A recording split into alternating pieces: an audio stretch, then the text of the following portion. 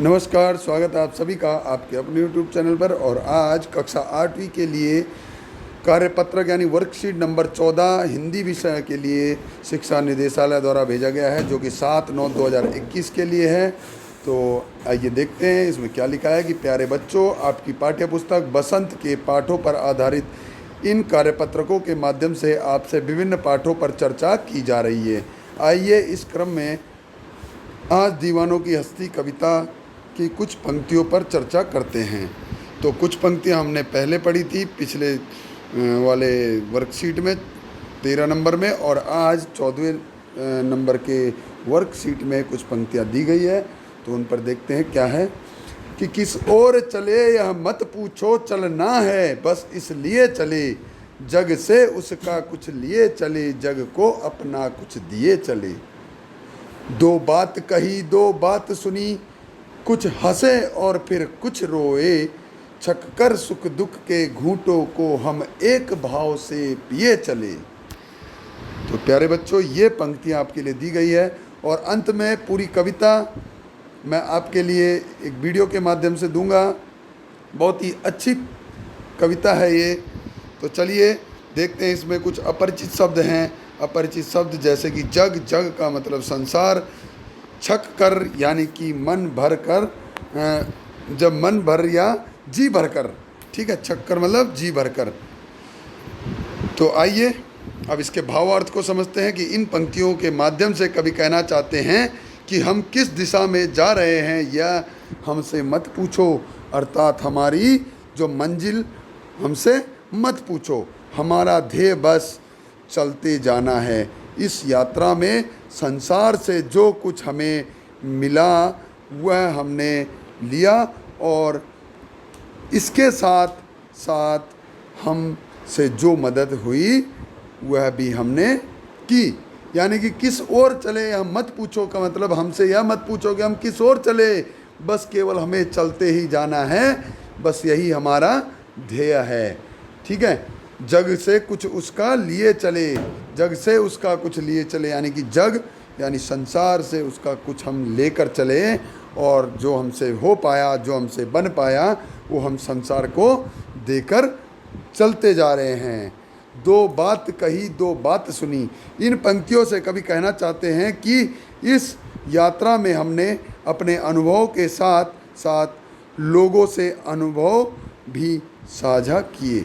यानी कि अपने अनुभव के साथ साथ लोगों से अनुभव, उनके भी अनुभव साझा किए। कुछ बातों की खुशी मनाई, और कुछ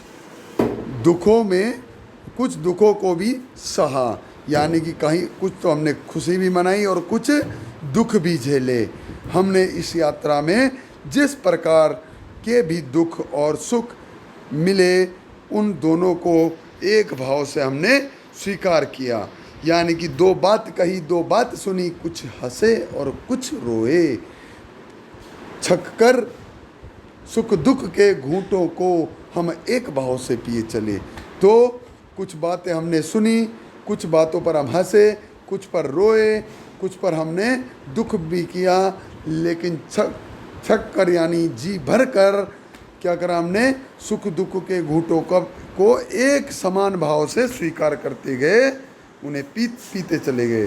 तो चलिए आगे बढ़ते हुए प्यारे बच्चों, इसमें कुछ प्रश्न दिए गए हैं, उन प्रश्नों की ओर बढ़ते हैं कि कभी अपने जाने की दिशा या मंजिल के बारे में पूछने से मना क्यों कर रहे हैं। तो कभी इसलिए मना कर रहे हैं कि उनकी कोई मंजिल नहीं है, उनका केवल ध्येय क्या है, आगे ही आगे बढ़ते जाना है, चलते ही चलते जाना है।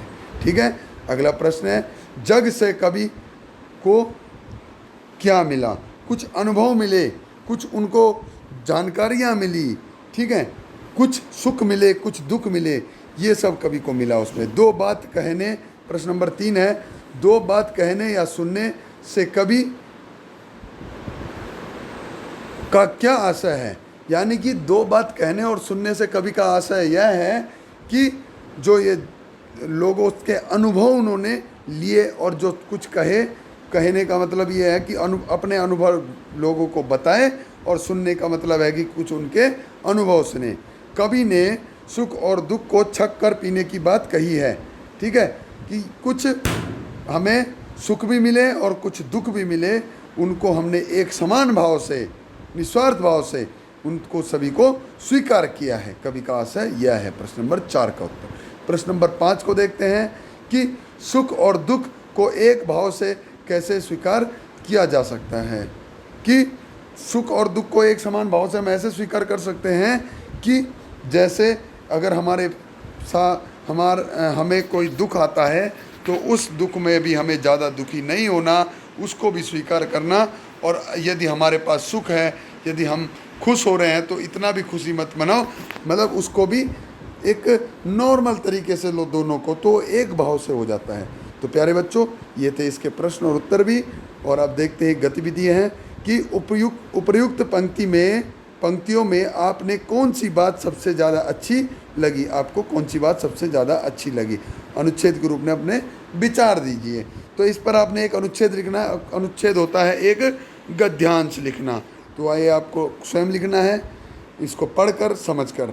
अंत में एक महत्वपूर्ण सूचना कि नियमित रूप से अपने हाथों को साबुन और पानी से धोते रहें और कोविड-19 से की बीमारी से दूर रहें। तो प्यारे बच्चों, ये था आज का वीडियो। आप सभी, उम्मीद है कि आप सभी को ये अच्छे से समझ में आ गया होगा। और इस वीडियो में दिए गए, इस कार्यपत्रक में दिए गए सभी प्रश्नों को और इन पंक्तियों को भी आपने अपनी कॉपी में लिखना है। तो चलिए मिलते हैं। लेकिन हाँ, इस वीडियो को अपने सभी मित्रों के साथ शेयर ज़रूर करें जो भी कक्षा 8 में पढ़ रहे हैं। साथ ही साथ इस चैनल को सब्सक्राइब जरूर करें। मिलते हैं अगली वीडियो में, तब तक के लिए नमस्कार। जय हिंद, जय भारत।